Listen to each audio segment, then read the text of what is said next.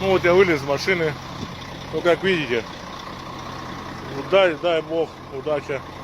Подъехал с первого раза. Ну пока не буксовал. То обратите внимание, да, вот снег, по которому я иду.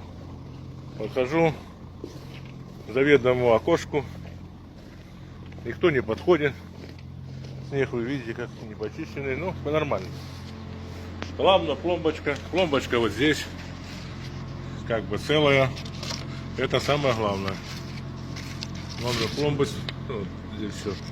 Просто как бы, может, есть водители неопытные, может, ну как бы есть.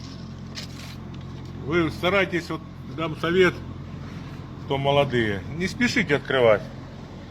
Посмотрели, пломбочка, вот вышли. Желательно, если у вас же всех молодых телефоны есть, фиксировать.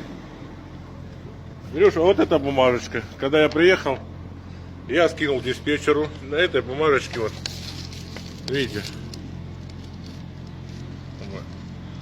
чехол стоит, вот написано дата приезда.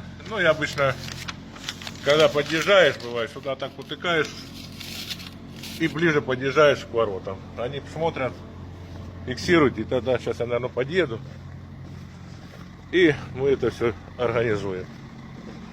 А то я стоять мерзнуть не собираюсь.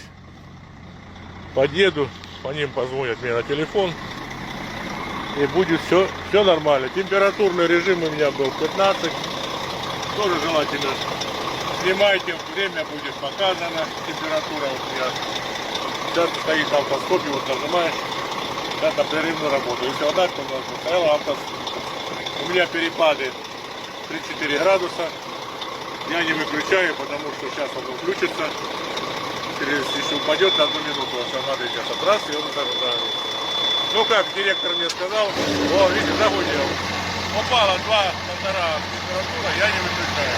Потому что могут мерять температуру в кузове, а шоколад, ну, на несколько миллионов привез шоколад. Шоколад может побелеть, и весь шоколад тебе повесят.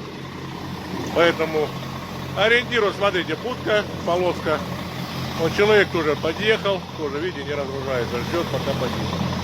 Поэтому некогда, я экономлю там. Положено держать температуру, держите, пожалуйста, температурный режим. Потому что вот кейс стоит не корчит, ну, не видно, вот в коробочке. Называется самописец. Здесь указывается, когда ехал, какой температурой. Кому было